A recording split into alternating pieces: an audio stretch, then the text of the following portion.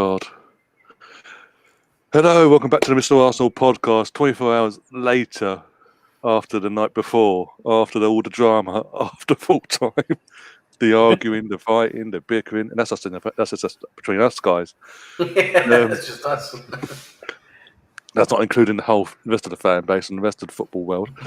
Oh dear, it's been a mad 24 hours, especially today. It's been a weird one today. Very weird in the sense of what's gone on in the other matches today in correspondence. But we're going to get into that. This is a player ratings.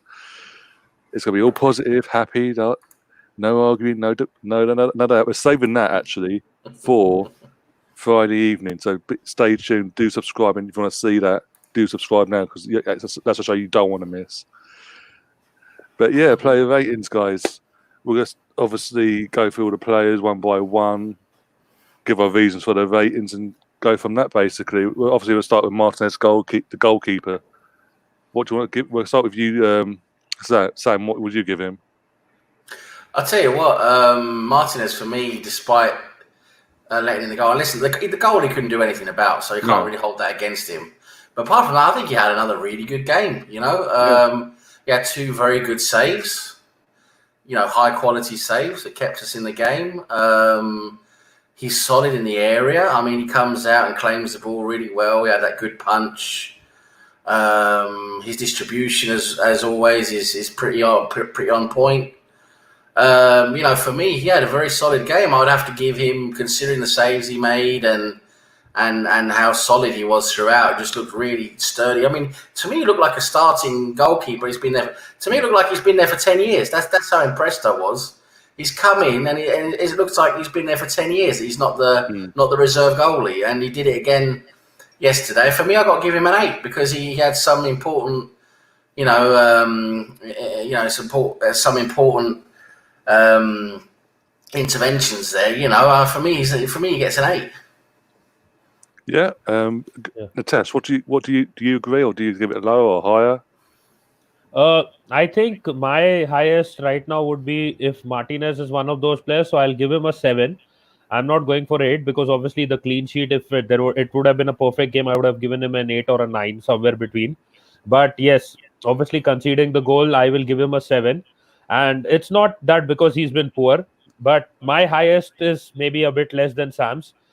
And because of that, I am starting off with the 7. And again, yes, as Sam said, he made some good saves and kept us in the game as well. If you saw, he made some crucial saves yesterday as well.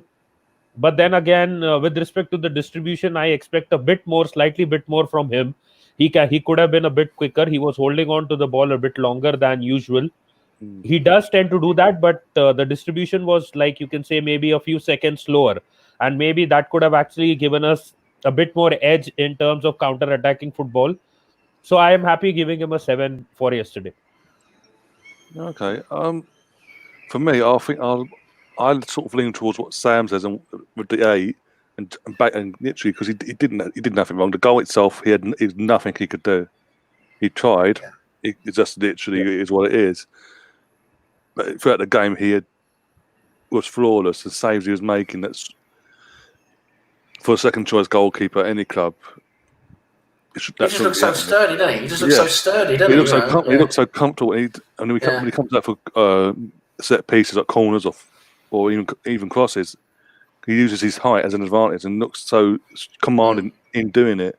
Whereas we've seen down the years, keepers that have that, but then come out and look all nervous, make a mistake, and then next thing you know, balls them back in the net and we've lost the game.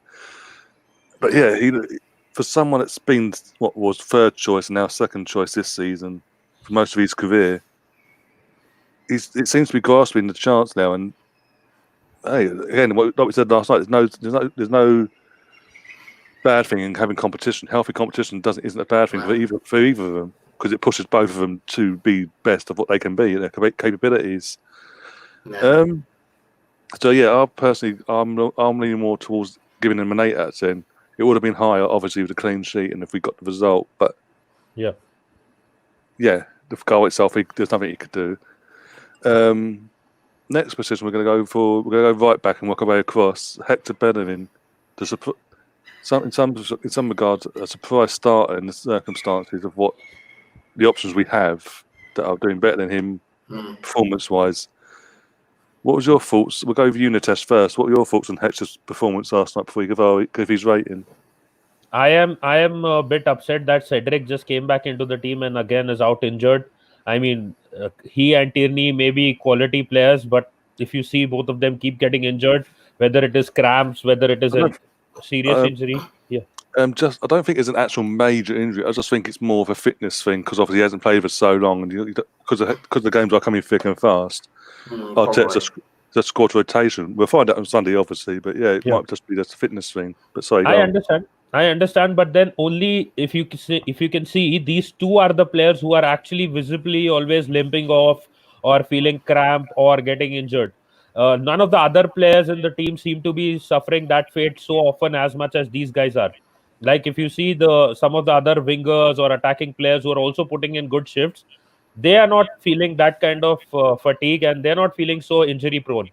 So I was disappointed that Cedric was again out, but with respect to Bellerin, I think it was just above average his performance. So it was like maybe a 5.5 trending towards a 6. So I'll give him a 5.5 for his performance yesterday. Okay, we've got Liam in the chat, the regular Spurs fan that's on every Arsenal football channel you can think of. But yeah, he's from a Spurs perspective, he's saying Martin has been super for us since he's come in. And then Tony Turner in the chat is given Martinez a 7.5, and now Hector, like yourself in the test, up 5.5. Yeah, he didn't contribute too much. If you see, even defensively and going forward, he didn't contribute too much. The thing was that Leicester was kind of poor, and that is why we were so pissed off. And you can see what I'm meaning when I say we were pissed off, because Leicester were not finishing their chances. Their attack wasn't too much. Like they weren't doing all the right things like they have been doing at the start of the season. So I think Bellerin wasn't really tested, but he didn't really shine as well. Yeah, and that's been my criticism of Bellerin for a while. Not just this season, even last season when Emery came in and before with Wenger. He's defensively, even before that big injury, he fell off defensively. He always had that pace, whereas the ACL, obviously recovering from that, he's lost a yard of pace anyway. So he hasn't even got that to fall back on at the moment. And again, but defense, because I'm at the games, especially when I'm watching it from the North Bank, and I'm on the side where he's defending, I'm always constantly, whenever an attacks, I'm watching him. If they're attacking his side, I'm watching him. And as soon as they get near the penalty box, he suddenly goes from being next to him, tracking him, he pulls away and gives them all the space in the world. And since Arteta's come in, that means Mustafi then, because of whatever Arteta's doing, it means Mustafi's having to come out as quick as possible and fill that void. And then Bellerin's is still standing in the edge of the box where there's a big, massive gap then. And that just does my head in. Because we talk about Guendouzi's positional discipline. Bellerin's been playing for Arsenal for how long now? Was it the 14-15 season? Maybe a bit earlier than that. And Debussy... He's about 10 seasons in now, isn't he? Yeah, something like that. It's something like that. And it's just... It does do my head in with Bellerin. As he said, he's a season pro now. He should know his positional discipline down to a T. Yeah. So that is why I also did a video that if PSG are paying 40 odd million for him, let him go.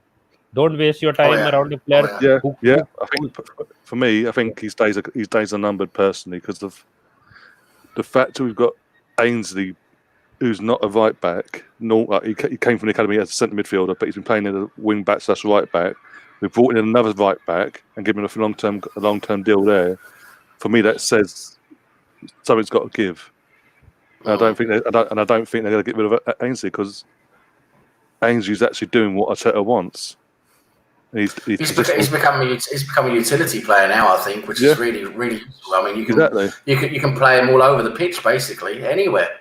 Exactly, and that's why I think again. That's part of my reason why I think Bellerin's days are numbered because we've just given Cedric a long-term contract. Yeah.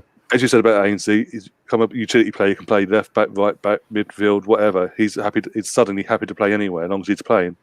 So he's not going to. How's that? It'd be stupid then to do all that after what he said and do all that, and then just get rid of him. That'd just be pointless. Whereas, and out of the three, Bellingham's not the one stepping up. He's the one making the mistakes. And for me, rating-wise for myself, before we go to you, Sam, I'd give him a 3 for yesterday. Really? Because, wow. Okay. Yeah, wow. Just because, it was getting caught out. In my opinion, getting caught out way too much again, and it's the same issues over and over again. And for me, it does my head in. Again, as we say, a seasoned pro now. He shouldn't be getting them. He shouldn't be getting them sort of performances. He's been back from his injury for a while now. Been doing training and all that. And yeah, he's not getting picked for the big games. I guarantee you, I'll be surprised if he's getting picked on Sunday. I'll just add a quick point there that Bellerin does not appreciate what he has. Niles does. So that is a major difference in attitude between the two. He would probably prefer going off to the fashion industry if his football career doesn't work. I mean, honestly, I've got two things I've got to use, Sam. Albert has got his own YouTube channel as well, so go and check him out as well. He said defensively and offensively, Bellerin isn't good enough. And I've said that under our last 3 managers, personally, I've sold him over 2 years ago. And that's another... Liam, again, our regular Tottenham fan. Bellerin was a 7 because of the cross to Laka. Really? Really? No, I don't think 7. Come on, not 7. Is that the Tottenham level? He crossed the ball. Give him a 10. Jeez. Liam, just for you, I think even Trippier is better than Bellerin. We've got one positive person in the chat on Bellerin. Fred Arsenal. He's always got weird opinions. This guy, I think he trolls us. I do. Yeah, it is. Either way, I'm giving him a bit of airtime. There you go. Sean Hillings on Facebook saying I'll give Bellerin a 5. So he's been more generous than what I'm being. Yeah. Yep. Tony in the chat. Sorry, I thought I was a tough grader. Damn sure don't want Ryan as my teacher giving out. That 3 I thought was very harsh, to be honest. Very harsh. Yeah, I don't think he was that bad. Not that bad. I think because we've all grown up with in the 90s and early 2000s. I have a high standard, and for someone of a seasoned pro as he is now, the mistakes he's making on a consistent basis he shouldn't be making. And like Albert said, I put out his chat earlier, he shouldn't be at the club still. Because he's constantly making the same mistake. Even before the injury, he's doing the same things. It just does my head in. He's now worked on, if you want to include Freddie, 4 coaches in the last 3 years. It's the same issue. Time and time again. Everyone else has learned. Mustafi has played better under Arteta. David Luiz, 9 times out of 10, he's playing better. The odd mistake here and there. But not to the level that they were before. But defensively, they're doing better. Tierney, we're seeing in the last few games now getting a bit of fitness. We're seeing the sort of Tierney we actually will look forward to. We brought him. Xhaka, everyone, we all vote him off back in January, like November, December, when it all kicked off with Palace. We all vote him off. But Arteta's getting performances out of him, and he's been the utmost professional and actually has shown improvement. For all the criticism we gave him a few months back, he has improved on the pitch. Bellerin's the only one that hasn't improved, and that, for me, isn't good enough when everyone else is stepping up and doing what they've got to do. If you remember, when he said that I am not here to win games, I'm just here to play good football, we all wanted him gone at that point of time. So since then, I think he has shown that I'm just here to enjoy football. I'm not here to win. Even that mentality as well. That was concerning back then. That was under Wenger's last season, wasn't it? When he said that because of AFTV. Before Sanchez was sold. Yeah, just before Sanchez was complaining because Sanchez had a winning mentality, and that again is concerning. Why haven't you've come from Barcelona's academy before you came to us and come through our academy as well? How the hell have you not got that winning mentality in yourself from where you come from? it just seems always concerned about his fucking fucking clothing brands and this, that, and the other. It just does my head in. Tony says, I'm amending myth 4.5. I'll have a look at what he said before that. He also goes on to say we sort of cast in on him for 50 mil when Barca was willing to pay it a couple of years back when Wenger left that summer. Yeah. But actually, at that point of time, we didn't have a good backup. We had Debuchy, Jenkinson, and all these guys. Now we have backups. Niles wasn't ready to play at that point of time. Now he is.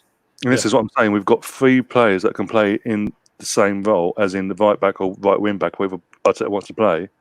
So it's got to give. One's that's under long-term contract.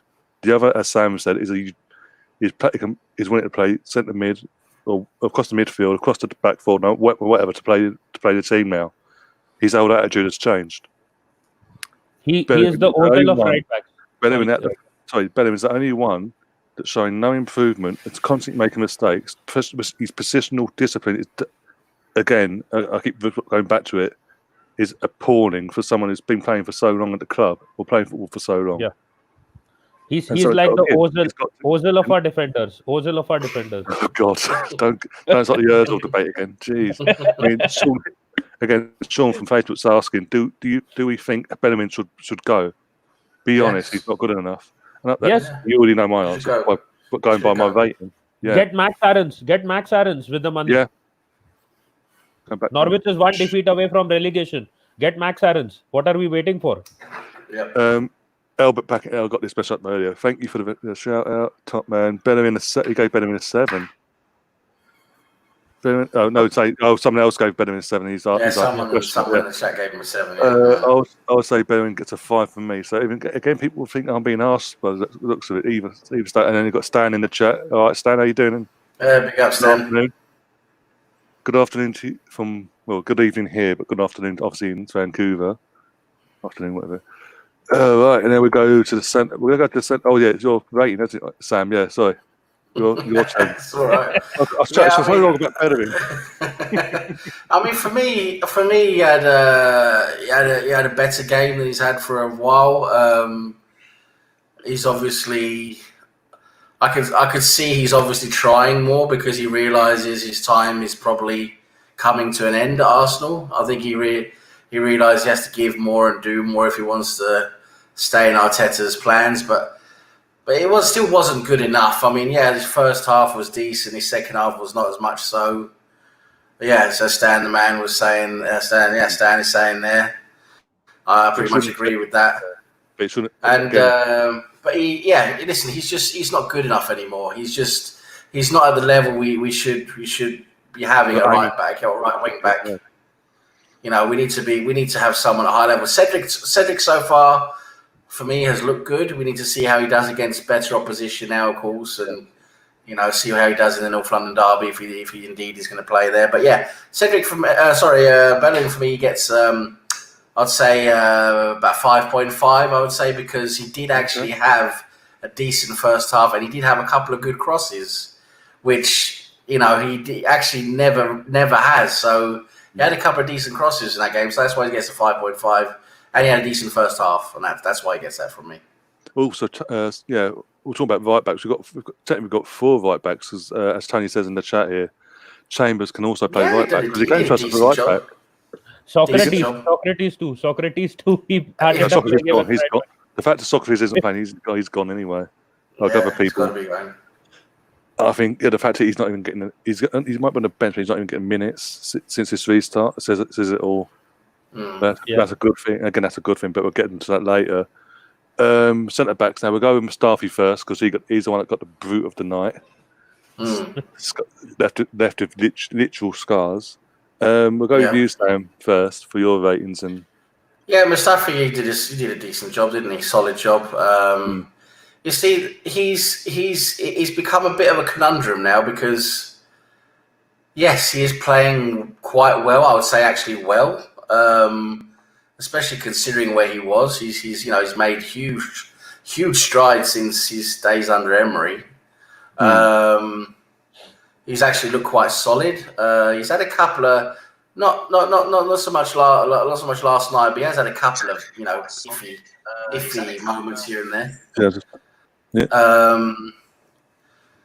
But overall he's come a long way. But the thing is and the same thing goes for Luiz for me with Mustafi and Luiz. The thing is, I can't trust them. I just can't trust them. Because I just know that even though they're playing well right now, you just never know when that huge fuck-up's going to come and they're going to cost us a game or a red card or something like that and just completely fuck it up and ruin the game for us. Because that's what they have in them, unfortunately. That is why they're not world-class. It's that type of thing they have in them. And that's the thing with Mustafi. Yes, I've got to give him a decent rating because he's been playing well. And I'm going to give him a decent rating. For me, he was a 7. I think he played quite well. He was stable. He did his job well. He got in there, some good tackles. He was strong. I tell you what, Mustafi's become a lot better at heading the ball lately. Yeah. For me, he's a lot better because before with Mustafi, when he would head the ball, it was like he didn't really care where he headed the ball. He just wanted to get his head to the ball. Yeah. Whereas now you can see he actually thinks where he's heading the ball.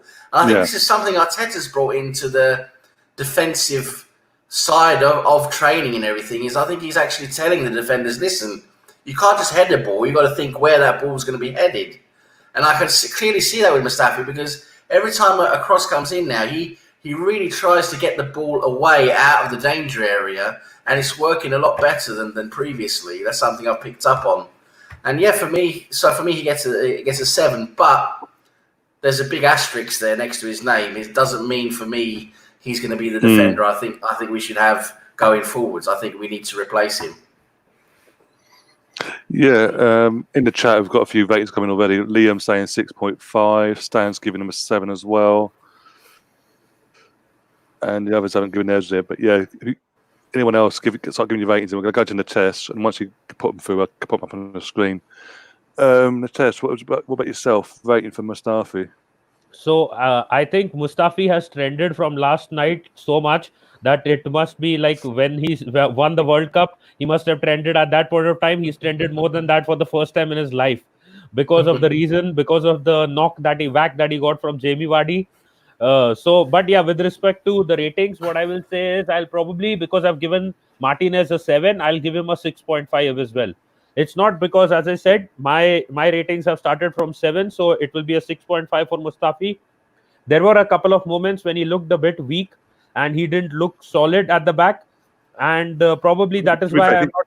Yeah. To be fair, you get a whack to the head, studded in the head, so that could have dazed him a bit. could be because of that, but also if you see with respect to the goal, obviously the positioning of the players also does matter. Because Vardy was let free for the goal. Eventually, Vardy had to score that goal, and Leicester wasn't in form. If you see, they weren't taking their chances, but they did manage to score a goal. Yeah. I'll have a look in a sec. Let's have a look now. I think, Albert in the chat. If you look back at that goal yesterday, Bellerin was the first point of call where he sort of blocked off the cross in the first place. Blocked that supply from the first place. So it all stems from, again, Bellerin, so to speak. But Mustafi can only do so much. And it's not even getting to the goal itself. But I know where you're coming from. And there was one error which Mustafi was responsible for, but fortunately it was offside, I think. Or there was that foul. If you remember, they scored and it was a foul. Yeah. So he was lucky again to not concede a goal. So I'm not going to go all guns blazing and give him like a 7, same as Martinez. I'm giving him a 6.5 instead. Just in the chat here again, I've got up on the screen. Stan's agreeing with Sam about Luiz, Mustafi, and Socrates and Xhaka, that they're literally all are just one brain fart away from costing us points. Exactly. You can never relax when it's at 1-0, which is true. Is it true? It is true, but for now, it's amazing, isn't it? That confidence. Sorry to interrupt, but it's amazing that confidence, isn't it, in your defenders? Because I remember so well when we used to have that back four, Dixon, Bold, Adams, Winterburn. If we scored a goal, we knew we. Did you ever worry? No. Did you ever worry? No. Never worried. because they knew they knew their jobs. They knew how to do their job. You never worried if we scored a goal. You knew if we scored a goal, you knew 9 times out of 10 we were winning that game. That's it. Yeah. You know, yeah. I would just like to add a couple of quick points. Arsenal gives you more of a rush, the adrenaline rush, than sex does, and probably if the Hulk, what kind of sex are you having, Nitish? Come on, what kind of sex are you having? Let me just finish. And if the Hulk was an Arsenal fan, he would probably turn green every game. Yeah, he would. If the Hulk was an Arsenal fan, he'd be green all the time. Yes. But one more thing I just want to quickly add with respect to that is that yes, with respect to 1-0s, obviously we can never rely on Arsenal keeping that clean sheet. We never did it under Emery. We are never going to do it under Arteta. So 1-0 is never anything, doesn't mean anything. We are just waiting to be scored against. And I told a friend, one last thing, sorry, Ryan. A friend asked me yesterday, Aubameyang or Wadi. He was playing a fantasy game for yesterday's game. I said Wadi. So, but eventually he won a lot of money out of it by captaining Wadi there. God, yeah. Oh dear. No, I think what I was going to say now. When it comes to Mustafi, I think 7 is a good enough rating for the circumstance and performance-wise. Yeah, it would have been again higher. Being we got out there a win, but it is what it is. Couldn't really fault him for much yesterday, and that's the thing. This is the thing. This is the thing.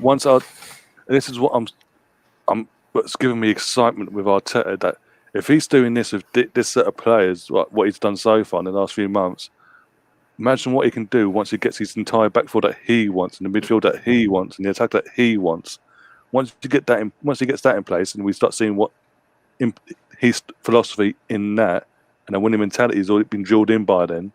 Imagine what can be happening. We could be in a situation where we were in the late 90s and even throughout the 90s really, and the early 2000s where we were literally if we went 1-0 up, we would win the game. Sort of, we knew we'd see out the game, so to speak, defensively. So that sort of gives me hope because of what he's doing with getting these performances out of Mustafi and Luiz. Yes, there's mistakes in him. But he's having to make do with the shit that he inherited, and he can't. And this is what I've been saying from day one. He can't exactly come out from day one and go, "Your shit" publicly. Oh, this is. I don't want this player. I don't want that player because he's trying to get through the season that he come into, and try and get the best out of these players as much as he can, and then out what he can. He ain't going to get his full squad that he wants this transfer window or the winter. It'll take probably this time next summer before we actually probably see the full squad that he wants. And plus, the club have got to deal with Aubameyang as well if they're going to send him or not this summer. But yeah, once I say this time next summer, we'll definitely see his actual team, and that's when we'll see the improvement in this squad and as in this club in performance and where it's going. If it's going higher and pushing back to compete, or we just going to stagnate and be mid-table mediocrity like them not down the road. Yeah. But then one problem that I have with Arteta is planning to give Mustafi an extension. I think that's just rumor. That's just rumor mill. But again, I've said the same recently. I said, if he gets an extension, I don't mind if that meant to be a squad player. If he's a squad player, if he's a backup, I don't mind him coming in a few games a season. Because you got to remember we're going to have Mari's coming. Mari in a long-term contract. Mari come back. You got Chambers coming back. Got Chambers, Saliba, all very young. Saliba and Mari who don't know the league at all either. And if he wants to play a three at the back, he needs someone experienced that he can rely on for a season or two to help them bedding a bit easier, so to speak. So this is what I'm saying with the David Luiz situation. Even though it's a year, let's be honest, we were hoping it wouldn't get the extension in one sense because it eradicates one player's mistakes out of the squad. But also, I can understand from the manager's perspective, you need someone experienced that's going to help guide the players, even if it's for 9 months, just off the pitch. Because no guarantee as well. Luiz is going to play every game next season. with all the defenders, centre backs, what you've got, even if we get rid of Socrates and Mustafi, so to speak, we've still got like 5 or 6 centre backs. So it's all got to get rid of Mavropanos as well, haven't we? Mavropanos as well. Yeah, exactly. So we've got a lot of centre backs. So literally, it's not going to be a guarantee that Luiz is starting every game. It's just literally using his experience to help. Well, if he's probably dropped off in Mumbai internet, innit? See, the thing is, if we're going to be playing a back three, I'm interested in seeing where Saliba slots into that. You know, where does he slot into that back three? Does he go in the middle, or does he go to the right? He doesn't go to the left because I'm sure Pablo Mari is going to go to the left because he's left-footed. Well, what Liam in the chat again? He says, "Wonder if Saliba will handle the pace and physicality." I think he will. He's a very, from what I've seen, the footage I've seen before, obviously the lockdown and all that. He is very physical. He is very pacey.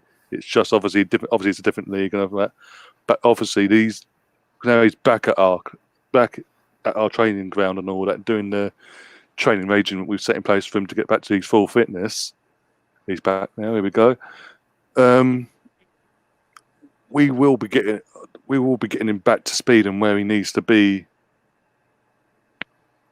physically for the start of the season. Or is he gone now? I know he's on his phone. The joys are going live, guys. I can't hear you. Yeah, can you hear me now? Now, yeah, yes, better. yes. Yeah. So maybe that was not working. Yeah. But yeah, so that's what. So yeah, again, it is what it is in that sense of we don't want certain players to get the extensions, and I can understand why, because as Stan's pointed out in the chat, the brain fart moments that can cost us. But I think for the sake of a few months, an extra season, just to bed in these players that are coming into the league fresh, to get them physically and mentally at a point where the following season they can kick on, is not a bad thing in one sense, as long as they're not learning their actual traits. As long as they're not learning their traits, I don't mind. Yeah. But David Luiz. Now we'll go with Nitish first. What was your thoughts on him and his rating? I will give him a 6. He played quite well. He did not have those mistakes showing up yesterday again. And if you remember his free kick, which Michael was forced to make a super save out of, that was a very good free kick. So I remember that as well. And as I said, my lowest right now has been so far Bellerin, who is a 5.5, but David Luiz deserves at least a 6. But he should be a bit more active at the back. I am expecting a bit more from him, at least because he's one of the leaders at the back, you can say. So when that goal has gone in, even though we were down to 10 men, but I'm expecting that the defending has to be a bit more solid at the center, because we know that on the right and left flank, more or less the defending is fine. But the major concern will be David Luiz, because of the fact that he's the lone defender at the center. Because on the right, obviously we have the fullback to back up, whether it is Niles playing or whether it is someone else playing. On the left, we have Tierney, who's coming back as well. So I think David Luiz deserves a 6.5 for me. Okay, Tony in the chat is giving Luiz a 6. What about yourself, Sam? Yeah.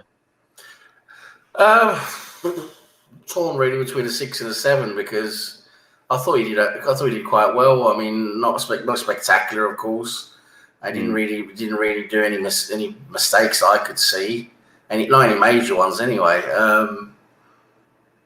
So for me, I'm looking at an average score here. I'll go for a 6.5 then, because for me, Mustafi had some better interventions. Mustafi had some better headers, had a couple of better tackles from what I saw. So for me, Luiz doesn't get the same grade as Mustafi, but he's not far from him. So I'd say 6.5. Okay, I think this is the one time we actually do all agree and unanimously say, 6.5. Didn't do nothing great, didn't do nothing bad, just did what he had to do. Yeah. And helped us get through the last few minutes after they scored as well. Who was Kieran Tierney next? Man of the match. Klasnach as well.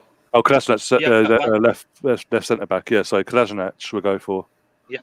I just realized one thing quickly, that I gave him an additional 0.5 while I was struggling with all the technicals. While I started with 6, I gave him a 6.5. David Luiz. Well, 6.5 is final. That's it. That's your final. Yes. Bonus. He got bonus. Yeah. He got lucky. He got lucky. Yeah. No, is it Kolasinac we're going for now? Kolasinac, left centre back. Yeah. So who's going to start on that? We'll go with you, Sam, first. I'll tell you what, Kolasinac for me, I think he had a good game. He made a lot of important interceptions. I saw. He partnered very well with Tierney on the left. He made some very important challenges. I mean, listen, Kolasinac, I know we've given him a lot of stick. And for me, I think he's working better in that left-sided role of a back three rather than being isolated out by himself on the left side, where he's not very good going forward, is he? You know, Tierney's excellent going forward with his passing and crossing. Kolasinac, he's got that speed and that power, but no real end product, right? You know, he's not really good with the ball. But I tell you what, without the ball, working in that left-sided role in tandem with Tierney, for me, he had a really good game. I saw him do some, like I just said, I saw him do some really good interceptions, a couple of really important ones that could have been, you know, if he hadn't done them, would have been, you know, dangerous chances in attack for Leicester. So I'll tell you what, I've got to give him a 7. And again, I think before we go to Nitish, I'll give my rate. I think a 7 as well, because again, he was the interceptions. He looked more comfortable in that position as well since Arteta's put him there. And he's doing a job. He's putting the shift in. He doesn't look like he's going to make a mistake. I know, obviously, people will go back to the Sheffield United game, but that wasn't his fault. That was Holding not clearing the ball in the first place. The ball just fell to him and he panicked. So for me, yeah, I'll give him a solid 7. And I'll tell you what, for me, Kolasinac, actually, he suits that role where he is now very well, because if you think of him as a player with what his strengths and weaknesses are and his physicality, he's a powerful guy. He's got quite good speed. He's good in the tackle, but not very good with the ball, right? So he suits that more defensive role there, sitting defensive in that left side. He suits that type of role much better than having to bomb down the wing with the ball, because as soon as he gets that ball down the wing, that's when he sort of fucks up, isn't it? So now he doesn't really have to have the ball. He's giving the ball to Tierney, or he's giving it to Xhaka, or giving it to Ceballos. He's just doing what he does best. And for me, he's actually suiting that left-sided role very well for me. Yeah. Yeah, Nitish, what about yourself for Kolasinac? One thing I don't agree with, that this role is best for Kolasinac because his defending is not that good. The problem is right now. I think his defending was good. I think since he's been put in that role, he has actually been solid. If you saw last season, saw last season, his actual best performance was when he was pushing up forward and putting the crosses in, the grounded ones. But then eventually that also went away and he became a totally useless player. If you compare him to the last game that he played, where Tierney was shouting at him all over the place, and even I think in this game a bit, he was fairly better than last game. And so probably I'll give him a 6.5 as well, just as David Luiz got a 6.5. But he was better than compared to what he did in the last game, because Tierney had a very tough time. And because of that, probably Tierney again pulled up with cramps this time as well, because he was putting a double man shift. So I think this game he was better than before. And but then again, as I said, he doesn't look that comfortable when the team is attacking him. This game against Leicester, he wasn't really being tested as much as he would have been against a confident team going forward. Leicester wasn't that confident going forward and pushing forward.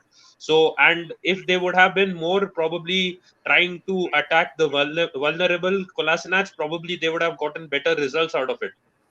So I do agree that somewhere he feels comfortable because he doesn't have to do both the defensive and the attack-minded roles, and Tierney is doing that better than him. But the thing is, again, he is also one of those defenders that could actually be just a mistake away from bottling it all. Oh yeah, listen, he's not my favourite. I'm just saying he suits that role better than playing out left, in my opinion. and he isn't complaining either. He's getting on with the job. He's been the professional and all that. Again, Arteta's demanding from his players, unlike other players that aren't playing. It looks like they're at the door, but we'll get on to that at the end of the show. We'll touch on them players later. So we've done. So it's Tierney now, left back. Yeah, man of the match as well. One of the man of the match award for Sky. Yeah. And again, I think I'll go first to this, and we'll go to Sam afterwards. For me, after obviously since we restarted, his game by game, his performance are getting better and better, and we are starting to see the Kieran Tierney that we all got excited about back in this time last year when we were heavily linked to him all bloody summer. The fact he took all summer pissed me off though, because we could have had him in and put him on a fitness regime well before he had to. But no, we had to take all summer for that till literally the last second, and that just does my head in. The fact you were niggling over £25 million for a fucking decent left back side, a winner as well, and that's the thing. That's the thing. You listen how Kieran Tierney talks before and after matches. That you can tell there's a winning mentality in him, because obviously he comes from the Celtic Academy. They've always won everything. But that comes with it as an inherited of a winning mentality. Yeah. Again, I think he's. I know it's 2 seasons, early days and all that, but I think he's been probably the best left back we've had since Ashley Cole, potentially. I mean, we've had some good. Don't get me wrong. We have had some good left backs. Good left backs, not great. I think he's got the potential to be a great left back, and I think under Arteta we could see that. But last night, I don't think he did anything wrong last night. And for me, I'll give him an 8 on his performance itself, because he didn't do nothing wrong. He was always even coming out of position to cover other people and making sure the attackers weren't getting past him, basically. And again, defensively solid. And he got up, he would get forward, and his crosses again were fantastic. Again, his crossing is fantastic. And again, for another contributing factor to why we brought him in, we've actually got a left back now that can cross. Because obviously, that's last year playing left back for almost a season, and Monreal, they couldn't cross for love and money. Whereas his crosses are 9 times out of 10 on point. So for me, I have to give him an 8 just on that. And as Tony, I'll probably going to you, Sam, Tony in the chat saying best part of yesterday was Tierney's post-match interview because of how he words things and how he puts himself across. And obviously, obviously they're disappointed. But when he's asked questions like what got you through them last few minutes, obviously at 1-1 and all that, and how he goes into fantastic description, deep description of what actually got him through it, be it the physical side, the fitness, whatever. But also the disappointment that they did drop points, and then again that's the winning mentality. Draws are not good enough, and that's what again, because I've been used to out of the 31 years of my life, I'm used to watching and seeing my team win things and have a winning mentality. He's got that winning mentality, and that could be a good thing. But that again, that'll help with someone like that has come to the club with that mentality. That only helps Arteta install that mentality further down the line. But yeah, Sam, yourself. Yeah, I think Tierney's going to be magic for us. Hopefully for a long time. I hope we keep him for a long time. He's that player we really need. He's that left-sided defender, left wing back, whatever you want to say, who really adds that extra dimension to our attack that we really need. And he's such a, like you say, he's got such a fantastic mentality and attitude. He's a winning, he's got that winning mentality, of course, coming from such a good, stock in Scotland. But I tell you what, he's so grounded that I read this about him that he when he was first coming to the Arsenal training ground. I'm not sure if he's still like this, whether he's changed things or not. But when he was first coming, he'd signed his contract and he'd started coming to the Arsenal training ground. When he brought his kit, brought his kit with him, his things, his bits and bobs, his toiletries and his things and that, he brought them in a Tesco bag. Yeah, it was at Sheffield United the other week as well. The Sheffield United game, had a Tesco bag. Tesco bag instead. You got all other players have got like 10,000 quid Gucci bags or whatever, with gold plates on them or whatever. And you got Tierney coming with a Tesco bag.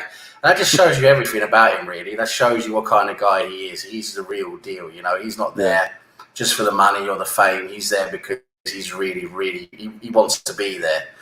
And that is someone you just can't let go, in my opinion. And he showed it on the pitch, like you say. He's been improving all the time. He hasn't really played much for Arsenal yet because of his injury and everything. So he's still developing for us. He's still improving. And when we get him in full, full vigor, I would say, it would be absolutely incredible. And I'll tell you what, he's a machine. He's a machine. Up and down that left side, defending, attacking. He's got that motor. He's incredible. He really is incredible, and he has that attacking ability. Like you said, he's got that cross. He's got that pass. He's brilliant. Yesterday had another very good game. He worked well defensively and offensively. A couple of small little mistakes here and there, but everyone does that. He's still growing. He's human. He's still growing into the role. He's still growing into the Premier League. Leicester's a very good side. He's played another good team. He played well. And for me, he was. I'm not going to say who my other candidate at the moment is for. I'm going to save that till we get to him. But other candidate for man is between two players for man of the match with me, and one of them is Tierney. He gets an 8 for me, a solid 8. Maybe an 8.5, but a solid 8 because of his contribution all over the pitch, at the back and up front, and his crossing's amazing. And I'll tell you what, he does this one thing really, really well. We need to develop this into our attack. If we can integrate the way we attack the box with the way he crosses the ball, we could score tons more goals. I mean, we could turn into like a Manchester City with our goal production because. Many times I see, he's already accurate with his crossing now and creating goals. Now he's already got a few assists, right? But the thing is, you see he comes down to close to the byline or he'll spurt past the defender. He's very good at stopping and spurting again, like catching the defender off guard. And then he'll spurt down, have that sprint down to the goal line. And then he'll cross in what we call, what we say where I come from playing football, we crossing diagonally 45 degrees, right? Out into the box. And he does that so many times so well. He finds that area so well, but we don't have anyone there. If we learn to put someone to come in to time a run with the way he spurts in down to the byline, and we time that run in to come into the box as he's crossing. If we have someone there who can score goals, like a goal scoring midfielder, or maybe drop back one of our forwards or whatever, to come in. We're going to score so many goals from that because that ball, they can't stop that ball. The defenders can't stop it.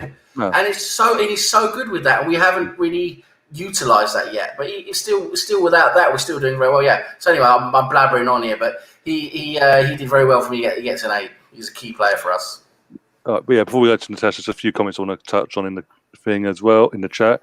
Albert first, I've been up here for a while. I know people say Tierney came from the Scottish Premier League. But even if Arsenal didn't get him, trust me, he was ready for the Premier League, and he gave him an 8 as well. And then we've got Tony straight afterwards in the chat. In these few post-lockdown matches, he has won the armband for next season. He's got that captain material in him, hasn't he?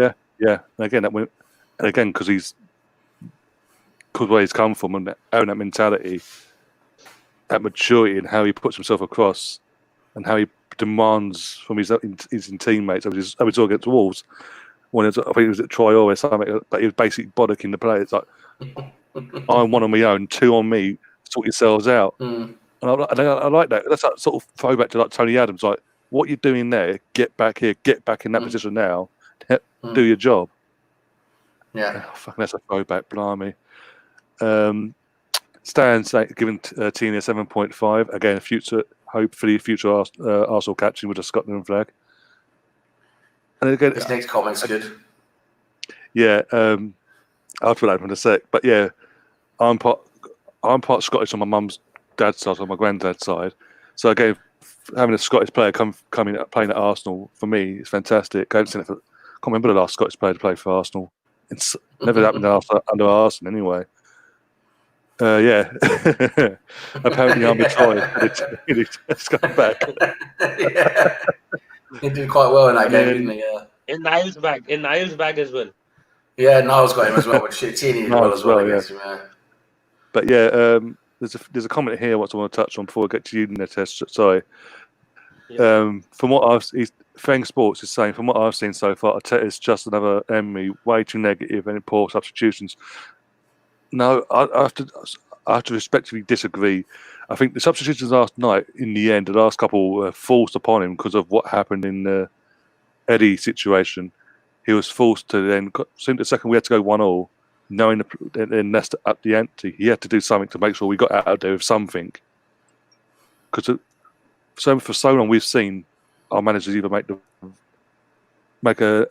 not make the defensive substitution or just sit back and watch, and then we lose the points. We saw it under him, we saw it under Wenger in the last few years. Arteta was reacting to a situation that was put in front of him, and I got to praise him for that, because again, as I said, for so many years now we've seen, obviously last season, Emery not react until it was too late and we were behind, and he's reacting. Once we were behind, then we have to chase the game, and then he's making the wrong substitution there. Wenger you knew when Wenger was making substitutions, it would always be the same subs as well. It would never be something that would change the game, so to speak, most of the time. So for me, saying he's comparing him to Emery, and also when you see the stats since Arteta's come in, there's so many stats that shows what a great job he's done so far. In terms of form, I think we're second behind Man United in terms of in the league table. If the league started back in when Arteta had come in, we'd be second in the league right now. We've kept more clean sheets in this last few months than what Emery did in his entire time. It's a year and a half at Arsenal. Yeah. So this is what I alluded back to earlier. With what Arteta's done with this squad of players and what he inherited back in January is phenomenal. And if he gets us in Europe, be it Europa League or the 5th spot or an FA Cup, one of them 3 things happen. Hats off to him, because what he's walked into. That's an achievement. That is an achievement. That's a massive achievement. And again, as I keep saying, as I said on this channel and other channels, if that was to happen, that gives Arteta a massive foothold going to the board in the window does open in August to say, I've done this, I've achieved this with what I inherited. If you can back me and get the players that I want this summer, imagine what we can do. We can push up. We can compete quicker than sooner rather than later. There's another message he put. I haven't read this yet. Right. I said in his first press conference, we all play entertaining football. We have been playing anything but entertaining. It is slow, lethargic, boring football, and we set up negative. You say that. Look at the goal last night, for example. Would that have happened under Emery? That pass from Ceballos to Saka. No, that pass was excellent. That whole tackle never happened. Literally, it went from Ceballos. He passed it to Saka, and Saka ran with it. Under Emery, you're literally getting the ball. You look up, pass sideways, backwards. It's literally what's Arsene Wenger football again, but with no style to it. It's sideways, backwards. Whereas it's literally, you've got to look at it and see it. The progress. It is progress because we're attacking. We're running with the ball. We've got an 18-year-old. We've just signed down to a long-term contract, English, and he's been our best performing player this season, and he's literally getting the ball and running with no fear. He's running into the defence. He's stretching the defence. Aubameyang being there as well, tapping it in. It's all. If Aubameyang signs a new contract, you can't say that. You can't then go, well, because he's setting himself up for a fall. Because in one sense he's not, because he's then he's buying into whatever Arteta's putting in place. Because I have every confidence that if Emery was still at this club, Aubameyang would be forcing a move out by now. Yeah, definitely. I think Aubameyang is going to be. I think Aubameyang might want to stay now, considering That's what what I'm Saka saying. is That's what- doing, and that's what- the prospect of playing with Martinelli. I mean, if he thinks he can, I mean, you can now have potentially Pepe alternating with Saka on the right. You could have Martinelli alternating with Saka on the left, and you can potentially have Aubameyang in the middle. I mean, not that like he'll likely play that, but I'm just thinking about But they that. can also switch as well. And they can all switch around, alternate with each other. I mean, I think Aubameyang likes the prospect of playing with Saka and Martinelli. I think he wants to do that. Yeah, I think, and also it helps that whatever Arteta's philosophy is, he's clearly buying into, because we've had no complaints. For someone, let's all look back to when he left Dortmund to come to us, what he was doing off the pitch to try and force the move through. He's not doing that at the moment. So he's clearly seeing something, and he's buying into it. And you can see it in his performances as well. So to say, okay, we're playing negative football, we're not lethargic. Yeah, it's the second half we do sort of fall off. I can admit to that. We've all seen that. Yeah, we get tired. Don't we? Yeah, again, that comes to fitness. You've got to remember these players again. That just as they get into their stride back in March, we had this lockdown, and then it all went astray. So their fitness levels have dropped again. No matter how much training they can do at home and all that, it's not the same as doing it on the pitch. It's not the same as playing a match. Match is a whole different level of intensity. It really is. I say this time next season, in a couple of months' time, when the new season gets underway, we'll start seeing better performances in the second half as well as the first half, and more complete matches. So I don't want to literally just go, oh, that's it. It's literally, we're going to have this for the next year and a half or whatever. You've got to give the guy time. This isn't his squad. He's having to make do with what he's got at the moment. Because apart from, Mari and Cedric, who he brought in on loan initially, and obviously got them down to contracts now, what can he do with this squad aside from what he's doing now? He's having to set up in certain ways. But we're getting results. We've gone to Wolves, for fuck's sake, a team that battered us last year, 3-1, humiliated us. We've gone there, behind closed doors or not, kept a clean sheet, perfect away performance, and came away with 3 points. What more can you ask for? The performances have been better under Arteta. This second half of the season has been better than the first half.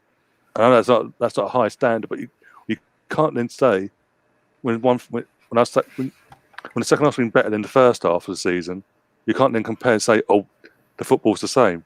Because clearly it isn't. And the fact we're keeping clean sheets. What do you want us to do? Go on home, keep leaking goals then? I mean, seriously. You can't just go into attack. You can't just go into attack and just try to score goals. You got to look at what's happening in defence as well. You got to set up from looking at behind. And what Liverpool do so well is, I mean, they can attack because they've got such a great midfield in that they work so hard off the ball. I mean, they've got real ball winners in so many positions. They can work so hard, when they lose the ball, it lets them stay higher up the pitch, where we don't have that privilege. We have to lie a bit lower and work our way up a bit more. Exactly. Just before I go back to you, Nitish, sorry, I sort of negated you for the last 10 minutes. We need Nitish's rating for Tierney. That's what we need. Yeah, Nitish, I'll go back to you now. Sorry, I neglected you because I want to get that out of the way because I saw that. I was like, no, I'm not having that. Yeah, sorry. But there is something controversial that I'll probably say. I'm a bit disappointed with Tierney. I'm giving him a 7.5. It could have been an 8.5. I'm very disappointed with the fact that he has still not been able to work on his fitness and get that sorted out. He is limping off in almost every game. Yesterday, luckily, Leicester was also out of form with respect to their attack. But if it was a crucial game like the semi-final coming up against Manchester City or any other big game where it was a must-win game, and if he goes off at around, maybe he starts limping at around 60 or 70 minutes, then we will be in a big trouble. Because we'll be in big trouble because of the fact that we'll probably have to rely on Kolasinac or someone else like maybe Saka to fill in that role. So I am a bit disappointed that he still hasn't been able to understand what his body can take and it can do in the Premier League and cope with the fitness levels. The second thing, one more thing that I would like to point out, he's a bit like Torreira, who's obviously, the positive point is that he's very committed to the club and the team and winning. But then he sometimes needs to realize that if he goes too much in the first 60 minutes, he's not going to last the complete 90 minutes. And if that happens, then what will happen is we may end up, as I said, losing some crucial games. We have some crucial games coming up, like the North London derby next. After that, we are playing Liverpool and Manchester City. It may so happen that he may not even be fit enough to play all 3 games. If that is the case, if he doesn't stop overcommitting and at times hold back and actually understand that, okay, now I've done enough, I need to maybe slow down a bit for a few minutes, take a breather and get back into the game. If you keep continuously doing that for 45 to 60 minutes, you will be done in 60 minutes, burned out, and then probably you'll start cramping every single game. I also just touching on that. I think in terms of his fitness, we'll see better fitness from him. Better fitness from him next season when obviously his games are more spaced out. I think because he had that injury, he never got really games together. It's so intense now with all these games coming. Playing 2 games a week. Yeah. Yes, I understand what you're saying, Nitish, but I think we'll see better. We will see better fitness from him come next season. But I understand where you're coming from as well. Again, just before we move on, Stan in the chat as well is backing what I'm saying. Mikel has managed us in the same amount of games as Emery, 17. He says under Mikel, we have scored the same amount of goals as Unai, but we've let in less. That's improvement. Again, it just proves my point about what I was saying before. Who do you want to go on to next? We'll go Xhaka next. Go with Sam first. Yeah, he did a decent game again. He's come. He's improved a lot under Arteta. Yeah. And the Mumbai connection's gone again. Oh, it is. Literally in the thing, it popped up twice. I was like, what the fuck's going on? Can't hear him now again because his audio device needs to be set up again. There you go. The device. Switch the device from the phone. Okay. Yeah. Right. No, I mean Xhaka did okay. I mean, he's looking better now under Arteta than he did before. For me, he's still not that level we need. He still does too many things I don't really understand. He loses the ball still far too much for me. He didn't do it as much now the last couple of games, but overall, we need someone better like a Partey or a Doucouré or someone else who can even have that deep lying role and be a ball winner as well. That's what we need. But listen, he had a decent game yesterday. I can't really fault him that much. Yes, he was. The second half, he was struggling a bit more and out of position sometimes, and he struggled a lot more in the second half than he did in the first. But for me, he did okay. I'll give him a 6. Okay, 6. Nitish, what about yourself? See, I think the funny thing about Xhaka is that if you look at the games, he's not been visible that much. So that is a good thing and a bad thing in 2 ways. A good thing because that means he's not making any kind of errors. He's not visible. He's not being trolled or trending on Twitter. So that is a good thing. The bad thing is that he needs to be involved more in the play as well. Even if he's playing those long passes from the back, he needs to have some kind of involvement in the play. And another thing, I was expecting Leicester to probably test him a bit more. But Leicester seemed to be set up a bit negatively because they were being like a bit defensive about things. They were not too much into the attack. Maybe because their attack is out of form or they were missing players like Chilwell and Maddison. That could be another reason. But then overall, I am saying, as I said, he's not made any kind of mistake. So he's not really in the limelight because of that. So I think a decent rating for him would be a 6 because Bellerin got a 5.5, who was maybe one of the worst players in terms of defensively and going forward. So I think Xhaka deserves maybe a 6 for his performance yesterday. Okay, let's get a few ratings here. Tony's going for 4.5. Stan's going between 6, 6.5 maybe. And Liam, the Tottenham fan's going for a 5. But he's also, before we move on, he's asking simply in the chat score predictions for tomorrow's game against Bournemouth. And obviously he's saying it's going to be a 1-1. He thinks it'll be a 1-1 draw for his team. Liam, if you're coming away from Bournemouth, if anything less than a win, you don't deserve to be above us this season. That's true. In the form that they're in, if you don't come away with a win, start questioning Mourinho big time. Yeah, But but even if they come out with the win, they're not going to finish above us. So let's not worry about that. Touch wood. I'm not jinxing. Who we got next? Nothing. Who we got next? Ceballos. I've got to do my rating first, and then we go to Ceballos. My rating. Your rating. Yeah, my rating. I'm trying to think now. Yeah, I'd go for 6. He wasn't great. He wasn't bad. He was just he did what he had to do. But yeah, most of the, as Tony says, most of the game was played down the wings. It wasn't really a game suited in the sense for him to be that effective. But he didn't do nothing wrong. So yeah, 6. I think it's down to 6 is okay. Yeah, can I quickly add a comment there?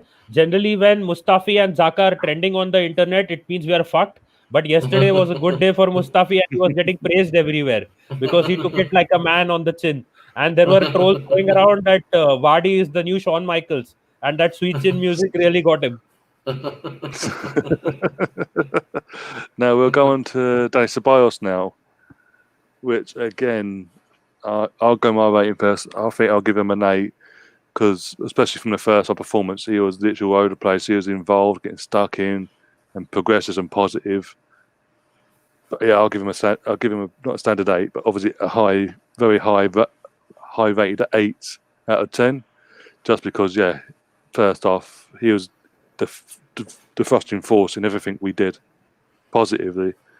I mean, we'll go to you, Sam, next. What do you think? Yeah, and I must say, Ceballos is my the other player who I thought is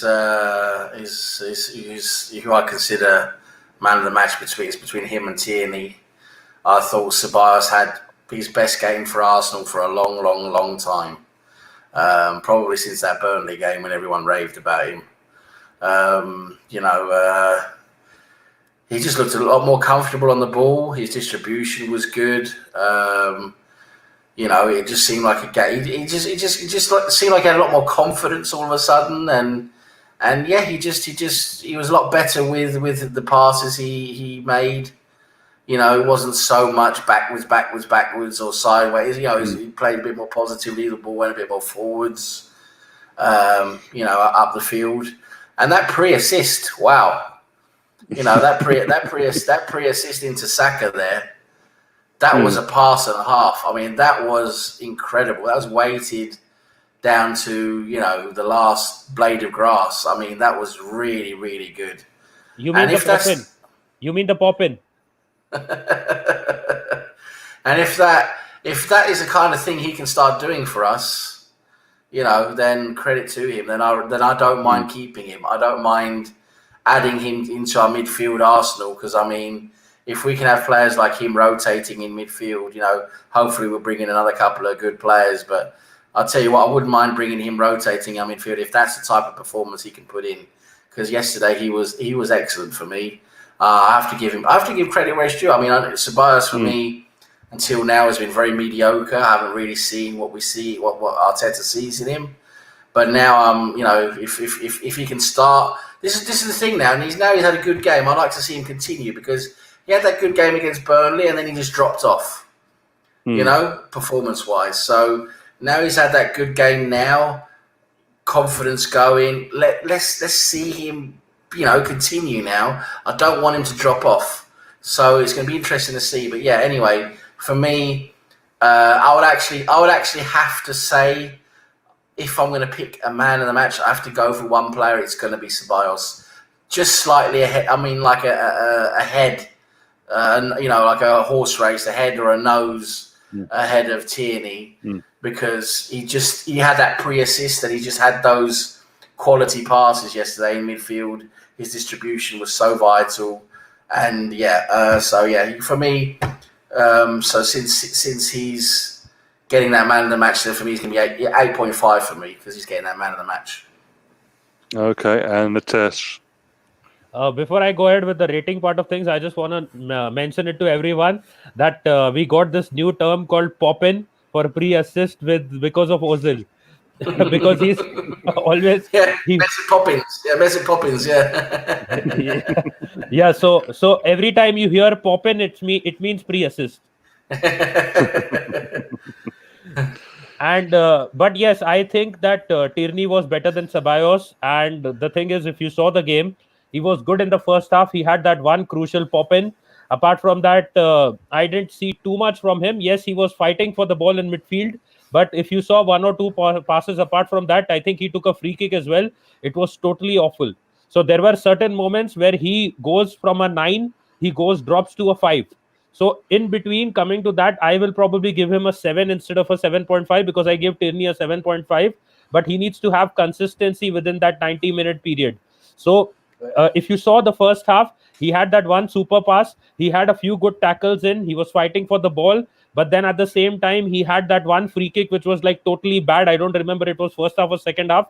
He played the long ball into the box, which went directly for a goal kick. It reminded me of Messi penalties, which go into orbit. So if you saw that as well, he was there, he was fighting for the ball, but then he needs to have some kind of consistency. Because if you look at the other midfielders in the league, like the Kevin De Bruyne's, or like maybe the Saka, if you want right now, even Saka, because I'm saying because he's that good, or even in the past, if you see the guys likes of Lampard, and even if for Arsenal, if you see how Ramsey played in his final season, he needs to have consistency in that 90-minute period, which somewhere is going up and down right now. And he needs to actually, the other thing which I said is also, he needs to keep playing those adventurous passes. He played that adventurous pass that day, which resulted in the Saka assist and the Aubameyang goal. He wasn't doing that too much under Emery, and now Arteta needs to tell him that you need to play those adventurous passes every time you have the ball. Because what that does is that pushes the defense a bit backwards, because they know that you can suddenly play a long ball and catch them on the counter attack or on a quick attack.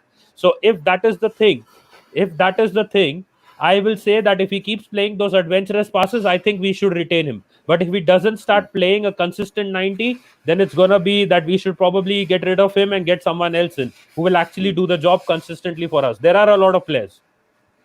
Okay, well, just to move on, Stan did initially give him a 7.5 in the chat, but obviously you convinced him to drop it to 7. So, and also, Feng Sports has come back in the chat as well. He says we have no link between defence and attack. Again, we do agree on that in matches, which is why we have been negative. We need to sign ball carriers in midfield. Partey is not that guy. He's a replacement for Xhaka. And that I can agree with. I get what you're saying, but I still want Partey because, let's be honest, he's an improvement on Xhaka. And Xhaka is no harm in having, again, competition, but Partey will be that first bit of the jigsaw to help that midfield. And then we can get the ball carriers as a ball carrier this summer as well with it. That can then build on that. It's just, you got to take bits and pieces. It's just bits and pieces. And personally, you got to sort out your defensive side of players. Defense is what we need. We need protection in that midfield fully, and that's what Partey would give to us. But we'll just have to wait and see if it happens first, and we'll see what happens in the transfer. And I think he'll be buying more than one midfielder, but Partey will be that defensive-minded one. Yeah, there is no rule that you can get only one player just because we're Arsenal. We can obviously get a lot more. We can buy 2 to 3 midfielders if we're getting rid of some of our dead stock. He's followed up. Yeah. He's followed up with saying that as well. He's just confirming that he wasn't trying to be negative and anything on that side of it. He's just, and I know that I'm just saying that as well. See, we can have a discussion and not be negative and have an argument and go off on one. That's until Friday anyway. Yeah, until Friday, I was going to say the same thing. Until Friday, when all hell breaks loose on this channel. Who are we on next? We've got the attack now, the front three, isn't it now? With a 5 at the back, so front three. We'll go with Lacazette through the middle first. I think at the three, he'll be the lowest ranked one, I believe. We'll go with Nitish first on that one. I'm so disappointed. I thought Sam will have Lacazette and Tierney amongst the man of the match contenders. Oh, dear.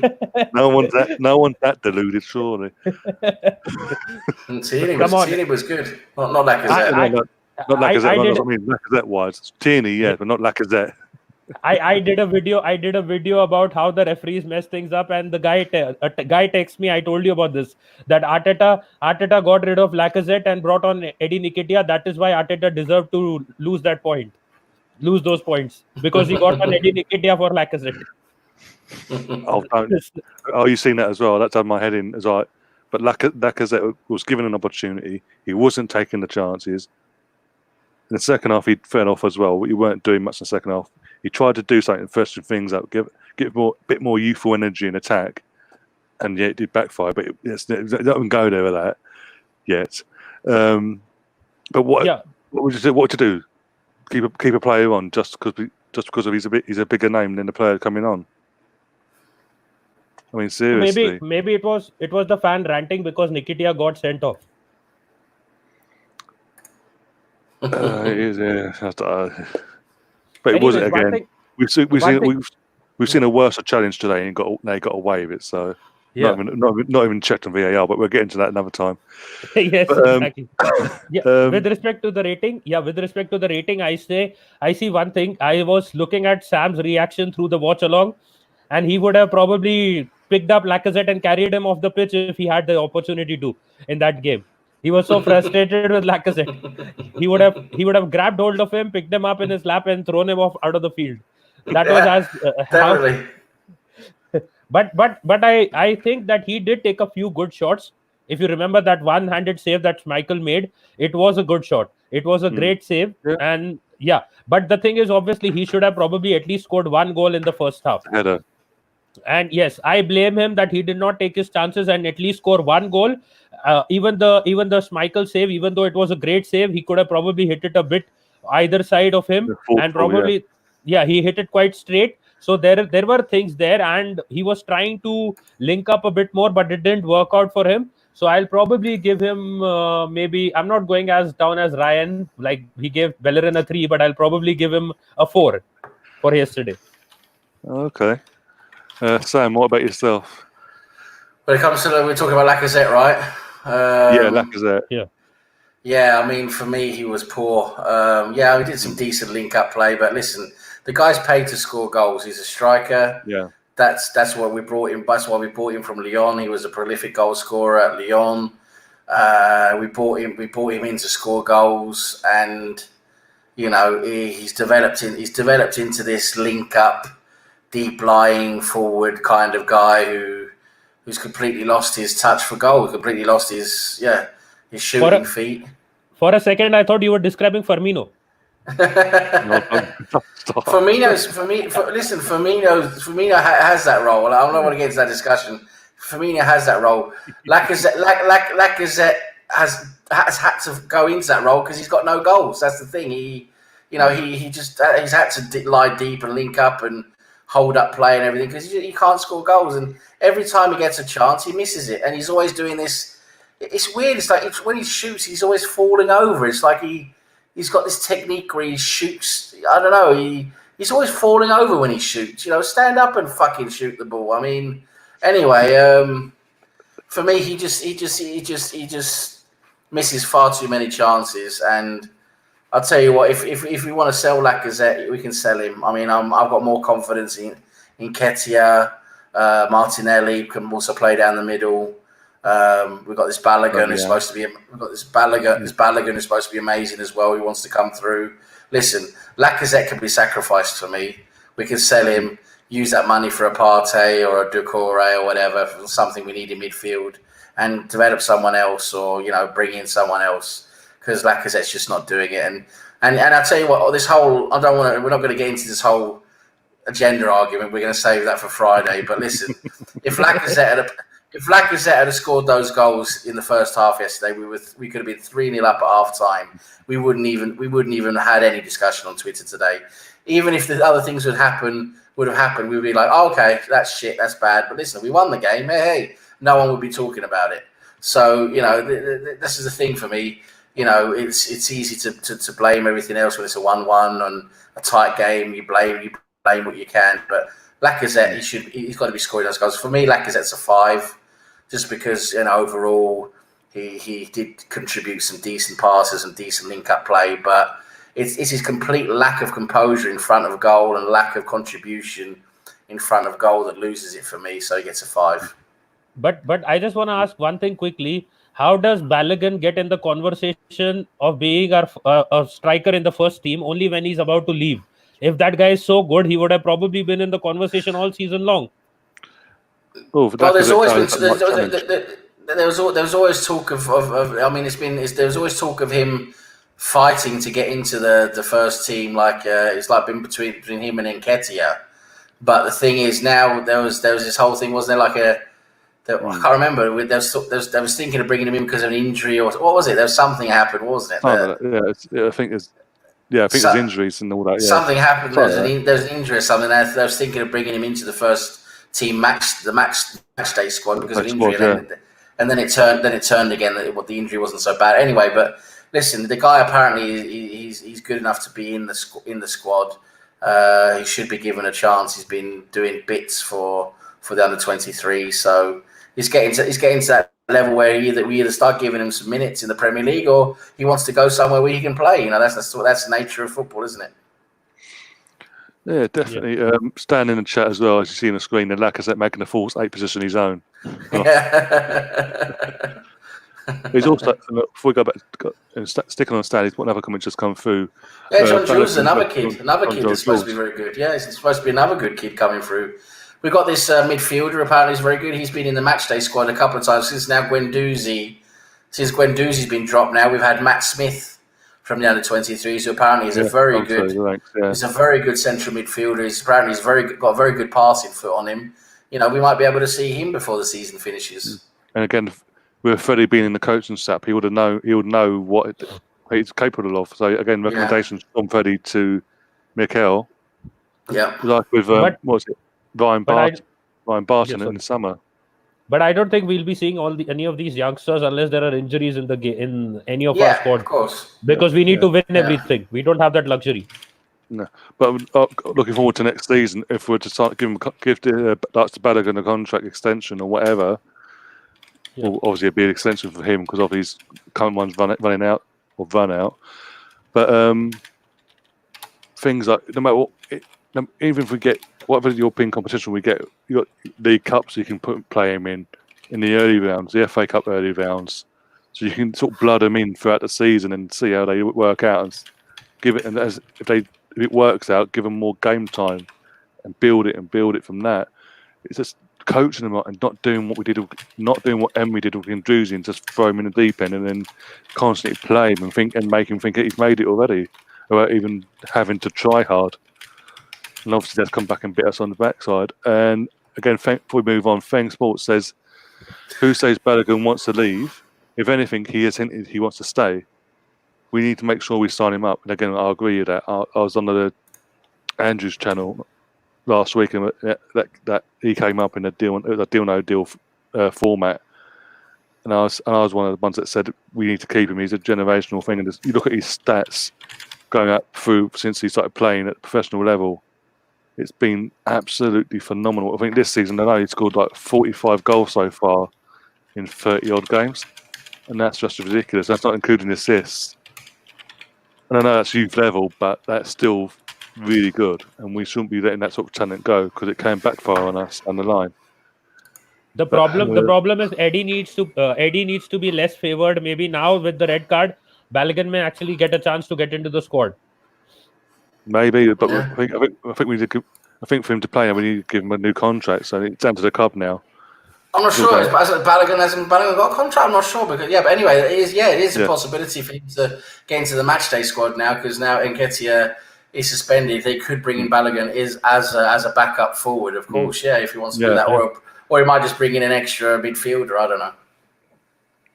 But yeah, I was going to say it was the Martinelli injury. That's what it was. The Martinelli injury brought Balogun into the discussion. Yeah, brought him into the first team discussion, squad discussion. Yeah. Yeah, that was it. I knew it was recent. I knew it was something. But yeah, I knew because I've been watching what's been going on there because it obviously got brought up and all that. My rating, though, I think I'm going to be very harsh again and go for a 3. Just because we're going down there. We're going down there. Look, we didn't take a shot. As you said, Sam, earlier in your briefing before you gave your rating. He's a striker. He's meant to score goals. We brought him in as a prolific striker, and this season he's fallen off the wagon completely in that sense of scoring goals. And he's, as I said, he does like falling down quite a lot when he scores goals. But taking that aside, literally, he scores a goal like just before the break. He's scoring goal, got a bit of form, and then obviously we come back. The form that he was in initially, he's come back. He scores a goal at the weekend, which is a fantastic goal. Let's not beat around the bush there. But then with that, you'd think yesterday, especially the headed shot, that would have been a given. That would go in. Yeah. That was the sort of shot you take when you're not in confidence. You've just got a goal that gets us 3 points. It's meant to have 3 points in the previous game. You've been given a starting role in this match to put as a reward, and you've then done that performance. And as I said, in the second half, he got even worse in the second half because obviously he wasn't getting no supply, dropping him deep. But he wasn't doing much. He was even when we did get the ball forward, he wasn't involved in any of the attack itself. It was just very frustrating again for me, and that's why I've got to be very, very harsh. If I'm going to be harsh on Benjamin, I've got to be harsh on Lacazette as well. Yeah, of course. So that's why I've got to give him the 3 as well. And I think he's lucky he gets that, to be honest. I think Ryan is probably promoting the Chelsea sponsor. No. Oh dear. If that's the case, I'll be giving all 3. If that's the case. No. Stan saying let Balogun go could end up going the same way as letting Andy Cole go. So yeah, it could backfire. That's what I'm saying. It could backfire on us in that sense. So yeah, I don't want. It'd be stupid because it would be all like we do. Yeah, as he's alluded to there, the Andy Cole situation goes on and has an amazing career. Giroud has better numbers than Lacazette. Yet look at the gulf in price that we paid for him. Yeah, what was it? Giroud was 10 million in that window we got him in 2012 or whatever it was when Van Persie left us. Yeah. And what 55-60 mil for Lacazette a few summers ago. See, that is the problem. Chelsea is loaded with creative midfielders. Everyone wants to make runs. Everyone wants to carry the ball. Chelsea is a totally different team with respect to Arsenal. Arsenal does not have those kind of players. If Ceballos carries the ball for a few seconds, he then eventually runs into trouble. If Pepe does the same, he overplays it and runs into trouble. So we don't have naturally creative midfielders. That is why even the goal tally only for Aubameyang has been up. If you see none of the other players, no one in the team has a goal tally anywhere near any other team. And that's what Feng Sports was touching on earlier. We've got no link-up play and literally no actual goal scoring midfielders, which we were used to having throughout the years. Goal scoring midfielders. We've got none of that now all of a sudden. Yeah, and the only one we had last year was Ramsey and Ozil, because obviously he's not going to play. So Ramsey was the only one, and Ozil also doesn't score. Yeah, Ozil never scores. Let's be honest. This is like I'm feeling open goal. I'm going to pass you instead, though. Who are we going on to now, then? We're going to go on to Saka next, the assist king all of a sudden. A little assist king. Yeah. We'll go with Sam first, with your rating. Yeah, Saka again I thought he had a good game. He's improving. He's improving considering he's playing on the right hand side. He's been improving there as well. This kid is impressing me more and more. He seems to be. You can play him everywhere as well. You can play him on the right, play him on the left, play him at left back. This kid is impressive. He's just complete 100% raw natural talent. He can just play anywhere. Anyway, he's as you say, his assists are coming through now. He's starting to contribute. End product. He scored a goal last game. He has an assist this game. Listen, this kid is the sky's the limit for him. He can literally touch wood and hope to God that he doesn't get any injuries or serious injuries or anything like that hampers his development, because this kid can become special. really special. And he could become, our player that's worth 150 million quid, if we ever needed to sell him. So, for me, he gets. I think because of his effort and his contributions, and everything, he gets a C. He's not man of the match, but he's set 7.5 for me basically because of his contributions, what he did, the assists. He had played a good game. He just had a real solid game for me. Yeah, and I'll go next. Again, what did you give him? 7.5. 7.5. I've got to go for an 8 because again he's playing that position, like you've said. Yeah, it's good to see that. Yeah. And he got an assist on his weak foot as well. Yeah. And again, second half he had a bit of a burnout, but I think that's down to more so the amount of games he's playing so much all of a sudden. And obviously, as you said, such a raw talent. And again, you've touched on he's playing all these positions. It's amazing. The two players we've mentioned that do that are come through our academy. Yeah, exactly. They're so versatile. Both of them, so versatile. And I really hope. I don't really want to start talking about Ainsley Maitland-Niles again, but I really hope. Yeah. I hope he wants to stay, and I hope Arteta wants to keep it because there's nothing wrong with having a good, versatile utility player like that. Well, unlike certain other players that was touched on at the end briefly as well. There's an issue with his attitude, and Arteta didn't like it. He dropped him, and then suddenly he's playing. Obviously, he's playing more, so he's clearly we don't have that attitude anymore off the pitch and all that. So Arteta's got a positive out of a negative there in that sense, and turned that around. And again, he's been playing that position under Arteta, and he's not complaining. He's getting on with it, unlike the previous regime. So there's clearly something there that they're all getting on board with. Hence, there's no complaints, no negativity, and just getting on with it. So for me, going back to Saka, he's got to be an 8 because he's out of position. He caused havoc in that defence in the first half. How he never scored as well because he got an assist, but he almost scored as well. If he put his laces through that and put it to the other side of Schmeichel, that far post, that's going in, or more chance anyway. Yeah. But it's obviously that comes with more experience, things like that. Then sort of that clocks it, that sort of thing goes in, and you think, okay, if I push it that way, more chance of it going in, putting and having it at the near post. But yeah, fantastic, and I'm so thankful again that we've got him tied down to a long-term deal. Yeah, that's good. So yeah, Nitesh, what about yourself for Saka? What was your rating for Saka? I was initially thinking a high 6.5, but I'll go for a 7 because of the assist as well. He got out-muscled in the first 20 minutes. He was totally dominated at that point of time, because of which Leicester was the dominating side in the first 20-odd minutes. After the 25th minute mark, I think he got more into the game. That is when Ceballos played that pass and he got that assist as well. So, as I said, another additional 0.5 for the assist, so 7. But the thing is, if you see, he did not have the same kind of impact, and there is obviously some blame goes to obviously when Eddie went off, the attacking play was over. And one of the reasons also where I point out that he didn't have the same kind of impact was immediately Arteta around the 70-minute mark was first to take off Saka. He was the first player to go off. If you saw in the second half, there was no real impact. So he did have a few good minutes, a few positive moments in the game, but overall it was not that great. So I'm giving him a 7 because, as I said, my best player of the game yesterday was Tierney. Some of the interceptions he made were great. Even Saka made a few interceptions, but not too many. So he has put in better performances. So I'm comparing him to his better performances and giving him a 7. Okay. We'll go with our captain, Pierre-Emerick Aubameyang. Got a goal. We'll go in the test first. What did you think about Aubameyang, Nitish?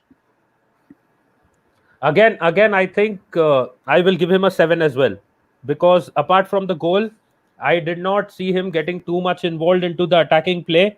If you saw, yes, he was trying to make the runs into the box, but then obviously with this team, if you want to keep scoring goals, you need to create from the midfield as well, and that is probably one of the reasons why Lacazette is always so deep in the midfield. Last game, if you saw, Aubameyang did two good things. One, he was coming into the midfield and trying to create. The second thing that he was probably trying to do was also go and assist the defensive side of things. This game, I did not see that too much. But sorry, not so. I won't give him a 7. Probably maybe a higher 6.5, 6.5 maybe for Aubameyang. And one thing I will just say, he got a chance. He finished it off. It was a very clear chance to score. He took his chance. That is great. But the other thing is, apart from that, I did not see too much of Aubameyang in the game. Okay. We'll go with you, Sam, next. Yeah, I thought he had he scored his goal, of course. That's what he does. He can be quite quiet in a game. You don't really see him, and then all of a sudden he pops up and scores a goal, and that's what makes him so good overall as a player, because he has that quality of, he switches on when he needs to, right? He can be a bit out of the game, and things aren't really happening, and all of a sudden when something happens, he switches on and he can get that goal. Well, that's the mark of a good, top striker. But overall, his game yesterday was okay. I don't think he played brilliantly. I mean, yes, he scored the goal. Great, he got us that goal. But apart from that, like Nitish says, I have to agree with him. Didn't really see him that much. I mean, he had some decent involvements, but he wasn't really. I mean, he wasn't really a big part of the game. He wasn't really involved in that much. So overall, I've just got to give him. He scored the goal, so that pushes him up a bit. So, but I can't give him more than a 7, because he scored the goal, but I can't give him more than a 7 because he wasn't really that much involved in the game, and he didn't really do much wrong, really. But at the same time, he didn't really put a huge impression on the game either. And can I add one thing? I think the guy has the armband only because of reputation. If you see, he's anywhere near to captain material. There is no kind of motivation. If you see, he's not the one getting into the opposition players' faces. He's not doing anything as such. He's not the one who's pushing his teammates to do more. Like, imagine 2 days ago, we saw Loris fight with Son because the guy wasn't tracking back. Imagine would Aubameyang tell Lacazette that you need to start feeding me the ball, otherwise you'll probably not be playing in the next game. He will never do that. So I think he's only captain by reputation because of his goals, and he needs to start contributing in games when he's not scoring. He needs to start getting into the defenders' faces and at least make them feel that I am here. And if you are trying to push forward, you need to worry that I will go and run and make a counter attack and score a goal. Yeah, this is why I think going forward, the captaincy going forward has to. I don't know, for me, it has to change in one sense. Go to someone like Kieran, because that drive he'll give the players, in the sense of he will get in your face. He's, as I alluded to with Tierney, I don't want to go too much into it again, but he was a bit like Tony Adams in the sense of he will ball you out if you're not in that position, or what you're doing there, get back in that position, do your fucking shift, in the Scottish accent, obviously. But if I may, I just want to add one point. Tierney has shouted more in one game at Kolasinac than Aubameyang has done in his whole entire Arsenal career. Yeah, and I think going forward, as a long-term captain, that's what we need from our captain. And I think Kieran Tierney, that's why I'm sort of pushing for Kieran to be our future captain long term. I just think it's going to be hard to trying to get our current captain into a new deal to go. Yeah, we'll give you a new but then take the armband off you straight away, unless he wants it taken off him, in a sense of he'll feel more comfortable not having the armband and less responsibility. About the captaincy at Arsenal is Arteta will, or maybe Emery was doing this, looking at the squad. Okay, you don't get injured, so you're contenders for captaincy. You keep getting injured, so you can't be a captain. As simple as that. Aubameyang and Saka were the two players who get injured quite less, so they were the two contenders mainly for the captaincy.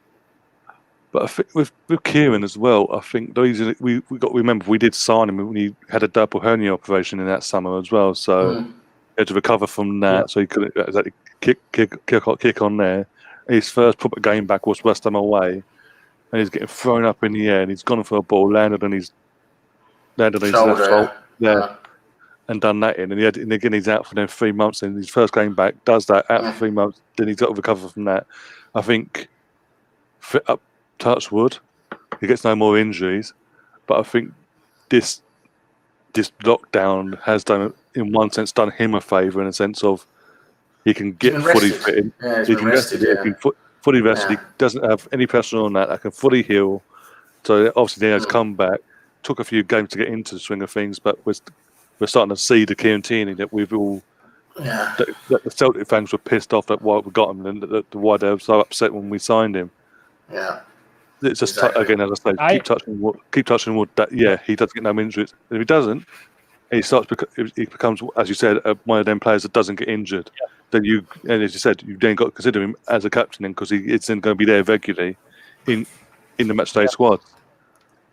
Yeah, and one of the stats that you need to remember from his Celtic days, he doesn't play 20% of the games because of injury, at least. But that's Celtic as well. But yeah, you've got to remember Celtic. They don't really have the staff and the facilities that we have here. They win things at their big cup in Scotland, but they're not. They haven't got the funding that we get in Premier League because of Sky and this, that, and the other.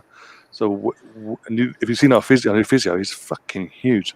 He looks like a big guy, doesn't he? Yeah. Kieran might be Scottish and Glaswegian, but I don't think he won't be injured that much. He will not be wanting to be injured. It's like you remember.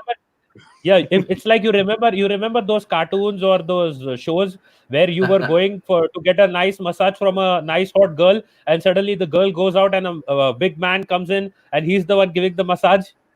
It's like one of those situations. Bookie.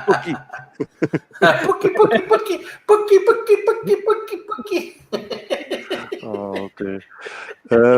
So yeah, I'll get onto my rating quickly after I've fetched this out from Fen. He's saying they're saying 7 is right for Uber. To me, he needs to be in the middle, and especially a specialist winger on the left. Which again we agree. Let the wingers do the wing play. Let him be in the middle instead of Lacazette. And then he needs to be he needs to be on the end of crosses, not creating crosses. And that's what he's. saying. I don't see why he just can't give him a couple of games in the middle, see what he can do. Then have Saka out left, Pepe out right, and see how that works. I think the reason he's not doing it is because you remember one thing, Tierney puts in a lot of aerial crosses. Aubameyang is not that physical, so he's not going to be heading many of those balls. He may sometimes head it because he's a decent header. I'm not denying that. But for that, you need to keep jumping.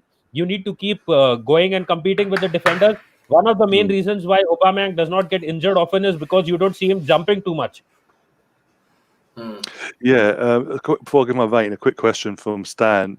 He's asking, now that the number 7 shirt is now available, now we've got rid of Mkhitaryan, who would you give it to? We'll go with you first, Sam, on that one. Oh, I'll give it to Saka. He can take one of the 7s off. He's got 77 now. He can just take one of them off.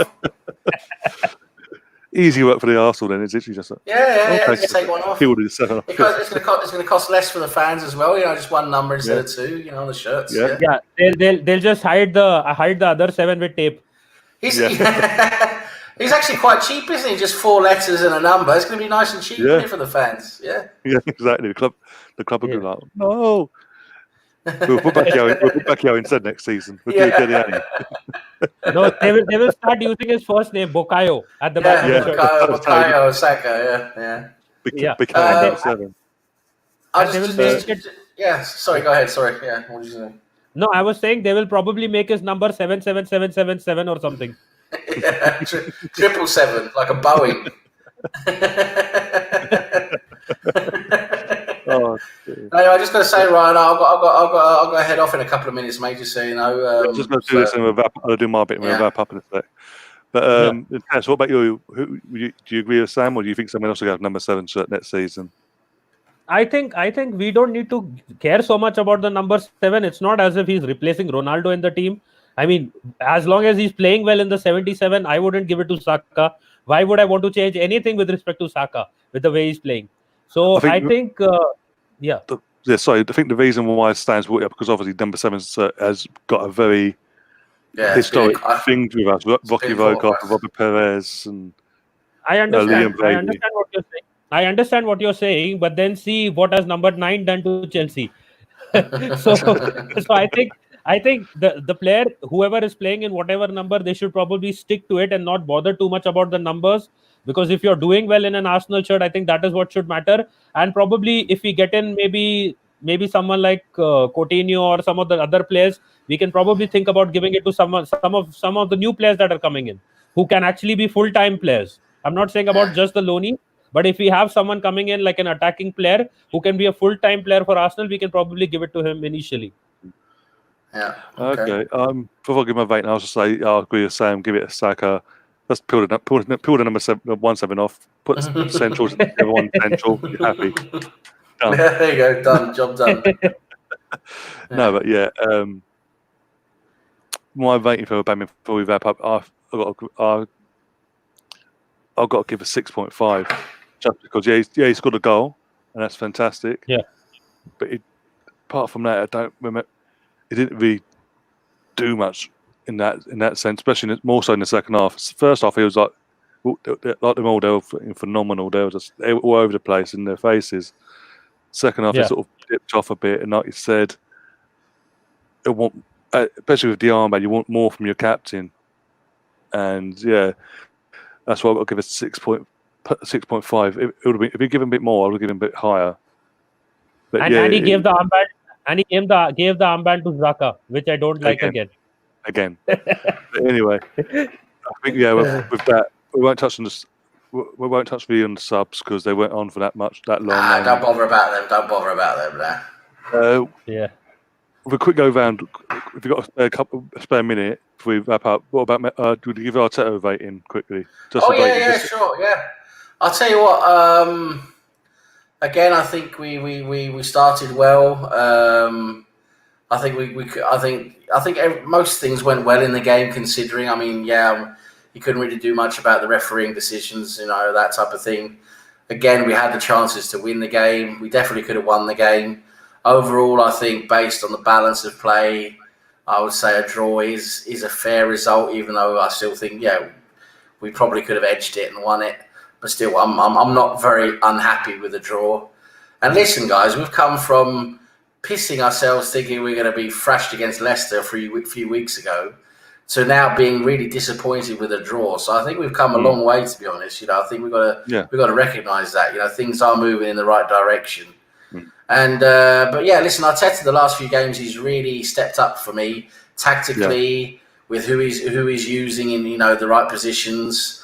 And, still a couple of players who I think are slightly out of position, but they're working in that role at the moment, so I'm not going to complain too much. And he's been doing well with the substitutions. Last game, the substitutions were very much a contribution to how the game went. And last game, I can't really complain that much about substitutions. I mean, one of them got sent off straight away. Can't really help that, in Nketiah, but... I think Arteta's been getting a lot right lately, and we're looking a lot better. So for me, again, I'd have to give him a solid 7. To be honest, a solid 7. Solid 7. And again, I was going to give him a 7 as well because he has him since we were all like, oh god, after the first couple of games, things have improved. Again, in the sense of the form, we're winning again and things like that. And obviously, last night we didn't win, but we were close. Yeah. And what happened was out of his hand. Everything that happened, the negative side was completely out of his hands. Yeah. So I can't fault him for that. So I'll give him a 7 as well. And Nitish, before we wrap up, what about yourself? I was thinking 5, but I'll give him a 5.5. And I have 3 quick reasons. One, Niles should have started ahead of Bellerin. He did not start the game. Again, second, he waited so long for the substitutions. He waited around 70 odd minutes to make the first changes. That is again not right, because when you saw after the second half resumed, Arsenal was playing poor. You needed to make those changes around maybe 60 minutes. He did not do that. And the third thing with respect to that is when Niles came on, if you saw the game, even though we were a man down, we were playing so much better than the entire second half that we had played in those 5 or 10 minutes when Niles was finally on.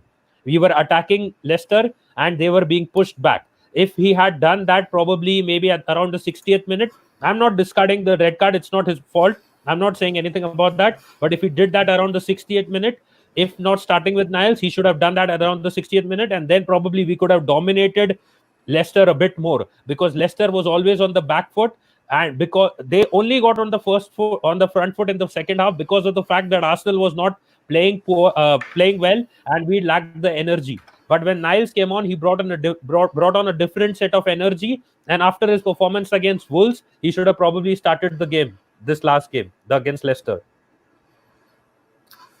Okay. And with that, we're going to wrap things up now because obviously Sam's, as you said, he's got to go. So we're going to, that was that. If you haven't already, do subscribe, as it says on the chat on the screen there. Hit the like button, folks. Smash the like button, share it about, do subscribe, hit the notification bell as well, because Friday we've got a big show coming. It could be very heated. It could get very heated, so you don't want to miss that. That's going to be absolute fire, literally. It could go all hell break loose, basically. It's definitely going to be more intense than Spurs play. Yeah, exactly. It's going to be better watching Spurs. Exactly. And that's going to be, 7:30 UK time. And yeah, I've got obviously Nitish coming on, Sam, Richard's coming back on for my side. So I've got someone on my side. I've got Adam from the fifth. I can't remember what it's called it, but the fifth. But Adam, the Arsenal fan, he's usually on Terrence or Football Terrence, what you call it, on that channel. Football Terrence, that's it. But he's also got his own individual podcast. I can't remember the fucking name now. But yeah, he'll be on as well. I've got a few other people in the pipeline that I haven't confirmed yet, but hopefully I'll get the full squad set up. Basically, we'll go have me and 9 other people. Basically, hopefully, touch wood, that they're available. So yeah, as I said, you ain't gonna want to miss that. Do subscribe, hit the notification so you do not miss that, because that is gonna be absolute. Get you all stoked for Sunday. It's going to get you stoked for Sunday either way. And you also get involved in the chat. I've got to go, guys. I've got something I've got to do right now. But anyway, thanks a lot for having me, Ryan. It's been a real pleasure. Nitish, thanks for having me. I'll see you guys on Friday. Thanks a lot for having me. Until next time, everyone. Up the Arsenal. Yeah.